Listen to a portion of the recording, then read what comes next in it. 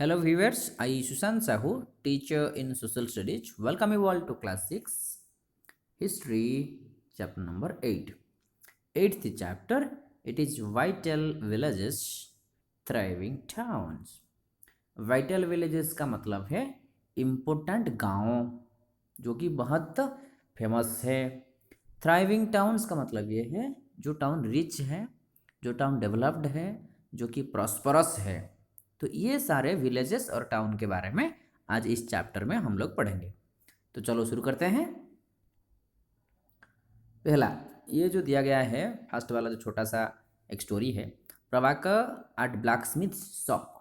Black Smith जो कि होते हैं लोहा का सब इंस्ट्रूमेंट बनाते हैं जो कि एग्रीकल्चर में काम आता है, जैसे कि sickle, spade and so on. Prabhakar starts watching the smiths at local shop. एक लोकली अवेलेबल जो है शॉप, जो दुकान होता है, प्रभाकर एक स्टूडेंट हो गया है देखने के लिए, वो पूरा कंटिन्यूसली देख रहा था। There was a small bench on which iron tools like, एक छोटा सा बेंच था जहाँ की आयरन टूल्स रखा गया था, एक्सेस, सिकल्स और बहुत सारे ऐसे रेडी रखा गया था देने के लिए, लोगों को बेचने के लिए। Next number 3, a bright fire was burning. Bright fire मतलब जोर से जल रहा था एक जगह में। And two man were heating and beating metal rods into shape. दो लोग क्या कर रहे थे, जो रॉड था इसको शेपिंग करने के लिए, अच्छा से साइज बनाने के लिए वो हीट करके, गरम करके बीट करते थे। Okay. Next number 4, it was very hot and noisy. बहुत गर्म था और बहुत आवाज़ भी आ रहा था। And yet it was fascinating to watch what was happening. और ये बहुत अच्छा था ये समय ये देखने का। ये बोल रहा है प्रभाकर, अपना एक्सपीरियंस बोल रहा है। तो चलो देखते हैं आगे क्या पढ़ाई करते हैं। अभी देखेंगे कि आयरन टूल्स एंड एग्रीकल्चर। ये जो आयरन टूल्स के बारे में हम अभी बात किए, ये एग्रीकल्चर में कैसे मदद करता है। पहला, things made of iron and steel are a part of our daily life. सच में है, हमारे डेली लाइफ में हम यूज करते रहते हैं। The use of iron began in the sub continent around 3000 years ago. 3000 साल से पहले ऐसा वाला एक ठो आयरन का यूज हुआ करता था। Some of the largest collections of iron tools and weapons were found in the megalithic burials. Megalithic मतलब क्या होता है, मेगा मतलब बहुत बड़ा, बोरियाल मतलब जहाँ की डेड बॉडी रखा जाता है, उधर भी यूज किया जाता था, इसे बोला जा रहा है। Around 2500 years ago there is evidence for the growing use of iron tools। 2500 साल पहले ऐसे भी प्रूफ है, एविडेंसेस है जहाँ की आयरन का यूज हुआ करता था। Next, this included axes for clearing forest and the iron ploughshare. ऐसे भी देखा गया है, एक्सेस को यूज किया जाता था, प्लॉशेयर का यूज किया जाता था फॉरेस्ट को क्लियर करने के लिए, और प्लॉशेयर जो यूज होता था एग्रीकल्चर करने के लिए। Okay, now let us move forward. Other steps to increase production. और कुछ स्टेप्स है जो कि प्रोडक्शन को बढ़ाने के लिए।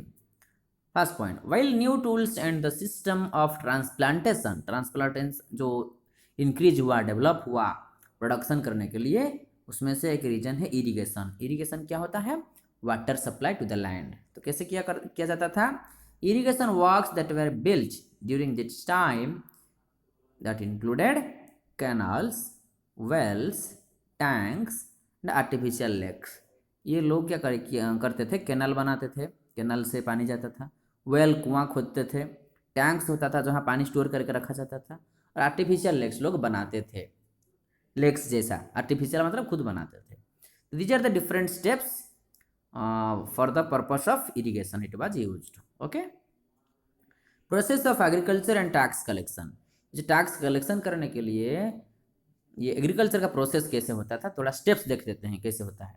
पहला, kings need money for armies, palaces, forts. राजा को ये बहुत सारे पैसा ज़रूरत होता है, क्योंकि आर्मी के लिए, पैलेसेस के जो लोग वो काम करने के लिए, वो उन लोगों के लिए, फोर्ट में जो सोल्जर रहेंगे उनके लिए तो पैसा बहुत ज़रूरत होता था।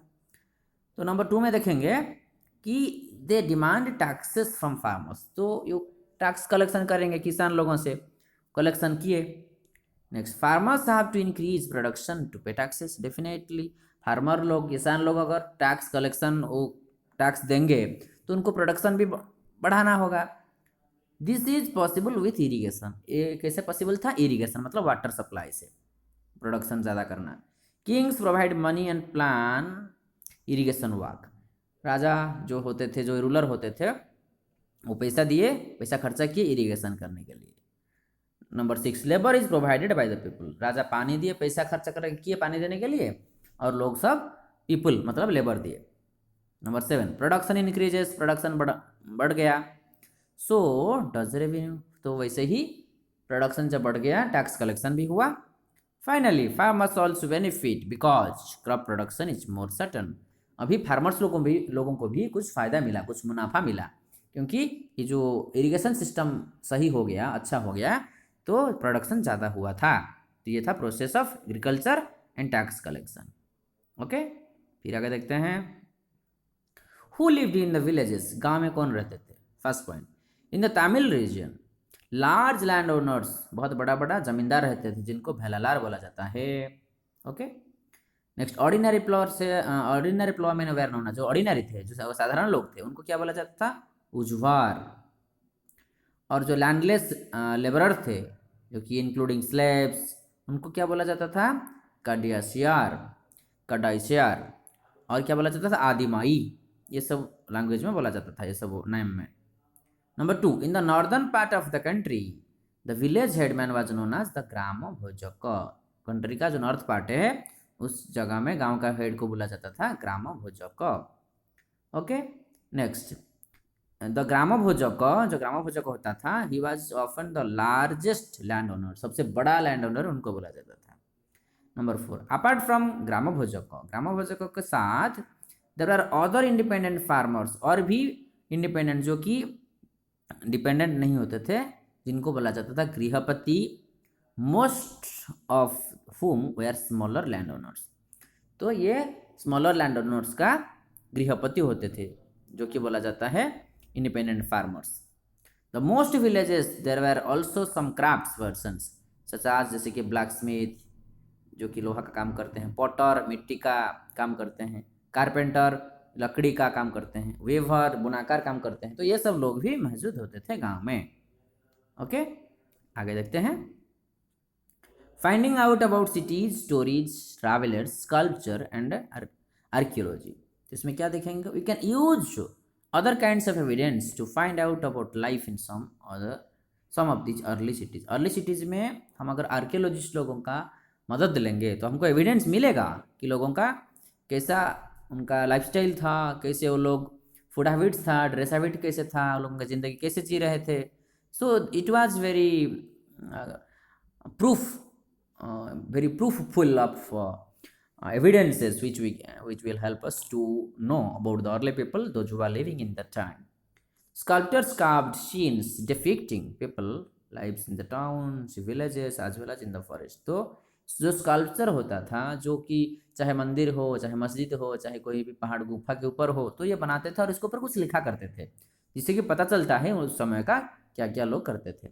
Archaeologist have found rose of pots, archaeology जो होते हैं उनको बहुत सारे पॉट मिला एक जगह में, और सेरेमिक रिंग्स, बहुत सारे राउंड राउंड वाला रिंग मिला, और देखा गया जो राउंड राउंड वाला रिंग मिला उसे, इसको क्या बोला जाता है? These are known as ring wells, इसको बोला गया ring well. Number 5, this seems to have been used as toilets in some cases, इसे बहुत जगह में देखा गया है, टॉयलेट जो यूज होता है इसमें रिंग वेल वाला यूज होता है। And as drains and garbage dumps, drain में यूज होता है, गार्बेज डम्प्स जहाँ की सब कचरा फेंका जाता है उधर भी यूज होता है। Now it is also we are using, we have hardly any remains of palaces, markets and homes of ordinary people, बहुत कम देखने के लिए मिला गया है जो कि पैलेसेस है, राजदरबार, मार्केट्स मतलब जहाँ सब लोग इकट्ठा होते हैं कुछ सामान खरीदने के लिए, फिर ऑर्डिनरी लोगों का घर, ये सब बहुत कम मिलता है। Next, perhaps some of are yet to be discovered by archaeologist, इसे भी शायद लग रहा है कि आज तक भी ऐसे कुछ बचा हुआ है जो कि डिस्कवर नहीं किया गया है, आगे भी बहुत सारी जानकारी मिल सकता है। Next, coins, punch marked coin, ये जो कॉइन है कोई प्रिंटेड वाला नहीं है, कुछ जो एक्स्ट्रा कुछ नहीं दिया गया है, उसके ऊपर सिर्फ स्टाम्प जैसे बनाया गया है। Punch marked coins were generally rectangular, लेकिन ये थोड़ा वैसे ही दिख रहा है, तो समटाइम्स स्क्वायर और राउंड, ये जैसे दिख रहा है। Either cut out of metal sheets और made out of flattened metal. ये मेटल से बनाया गया है, चाहे कॉपर होगा चाहे एल्यूमिनियम होगा, ऐसे कुछ होगा। गोल्ड भी होता है, सिल्वर भी होता है, स्पेरिकल बॉडी होता है। The coins were not inscribed, इसके ऊपर कुछ इंस्क्राइब नहीं किया जाता है, लिखा नहीं जाता है। क्या किया जाता है? स्टाम्प दिया जाता है, जो कि सिंबल कुछ रहता है, यूजिंग डाइज और पंचेस, पंच मार्क जैसा वाला, इसे इसके ऊपर पंच किया जाता है। Hence they are called punch marked coin. इसके ऊपर पंच किया जाता है इसलिए, स्टाम्प किया जाता है इसलिए ये कॉइन को बोला जाता है पंच मार्क्ड कॉइन्स, राइट। आगे देखते हैं। Cities with many functions, city में क्या क्या सब काम होता है, कौन कौन सा इंपॉर्टेंट सिटी है उसके बारे में थोड़ा जानकारी लेते हैं। Mathura was also a religious centre, there were Buddhist monasteries, Jain shrenis, and it was important centre of for the worship of Krishna. तो ऐसा जो सिटी होता था उसमें ऐसे बहुत इंपॉर्टेंट जगह होता था जहाँ के लोग आते थे पूजा करने के लिए, अपना धार्मिक स्थल। Each town was famous for some particular activity, जो टाउन होता था वो फेमस होता था कुछ ना कुछ चीज़ के लिए। Some towns were religious while others were administrative, कुछ टाउन्स ऐसे होता था जो कि रिलीजियस रिलेटेड होता था, और बहुत सारे टाउन ऐसे होता था जो कि एडमिनिस्ट्रेशन रिलेटेड होता था। Several towns like Sopara were trading town, Sopara जैसा वो एक ट्रेडिंग टाउन का एग्जाम्पल है। Two such famous towns were like Mathura and Arikamedu, ये जो टाउन्स उसके अंतर्गत है, Mathura and Arikamedu. Mathura was the second capital of Kushana and a center of temples, monasteries, arts, crafts. The Mathura School of Art grew here. जो Mathura school of art जाना जाता है, famous है, वो इस जगह से ही डेवलप हुआ था, Mathura school of art, right. अभी आगे देखते हैं। Crafts and crafts persons, we also have archaeological evidences for craft. तो क्राफ्ट को जो कि हैंडमेड होता है, चाहे लकड़ी का हो, चाहे मिट्टी का हो, चाहे कोई और कोई सामान में जो मेटल में हो, तो ये क्राफ्ट कैसे हमको एविडेंस मिलता है उसके बारे में थोड़ा जानकारी लेते हैं, क्या क्या सब एविडेंस मिला है। This includes extremely fine pottery, जो कि मिट्टी से काम किया जाता है, known as the northern black polished ware, NBPW इसका short form, northern black polished ware, ये सब मिलता है, यूज होता है। Number 3, there were famous craft centres. तो क्राफ्ट सेंटर क्या क्या होता था? वाराणसी जो कि नॉर्थ में, मदुराई जो कि साउथ में, ओके, ये फेमस होता था। Both men and women worked in this centres, ये जो सेंटर होता था, ट्रेडिंग सेंटर होता था, क्राफ्ट सेंटर होता था, क्राफ्ट सेंटर में बोथ मेल एंड फीमेल दोनों काम करते थे। Many craft persons and merchants now formed associations, बहुत सारे मर्चेंट्स जो कि ट्रेडर्स हैं वो एसोसिएशन बनाए, ग्रुप बनाए, संघ बनाए, जिसको बोला जाता है shrenis. Then shrenis of the merchants organise the trade, ये जो मर्चेंट जो श्रेणी होता है वो ट्रेड ऑर्गेनाइज करते हैं। Shrenis also served as banks where rich man and women deposit money, ये श्रेणी लोग उधर भी होते हैं जहाँ रिच लोग सब पैसा जमा करते हैं फ्यूचर के लिए, ओके। फिर the last part of the chapter, a closer look Arikamedu. तो 2200 और 1900 के बीच में, बिटवीन 2200 और 1900 years ago, Arikamedu was a coastal settlement, एक कोस्टल जो कि पानी के किनारे में होता था, जो चाहे रिवर हो चाहे कोई सी हो, where ships unloaded goods from distant lands, बहुत सारे दूर से जो गुड्स आता था वो अरिकमेडू में अनलोड होता था। Massive brick structure which may have been a warehouse was found at the site, ये साइट में बहुत बड़ा एक तो मकान मिला जहाँ पे लग रहा है कि ऐसा सामान रखा जाता था, ब्रिक से बना हुआ स्ट्रक्चर था। This was made by pressing wet clay into a stamped mould, इसे बनाया जाता था, कौन सा प्रोसेस में बनाया जाता था, वो ईट वाला जो मकान था ये बताया जा रहा है। Roman lamps, glassware, gems have also been found at the site, ये सारे सामान भी मिला है उस जगह से। Small tanks have been found that were probably dyeing vats used to dye cloth, जो क्लॉथ होता है इसको कलर करने के लिए ये भी बहुत सारे छोटा छोटा टैंक मिला है जो कि यूज होता था क्लॉथ्स को कलरिंग करने के लिए। So dear viewers, this is all about the chapter. Once again will meet in the next video, next chapter. Till that take care of studies. Thank you all.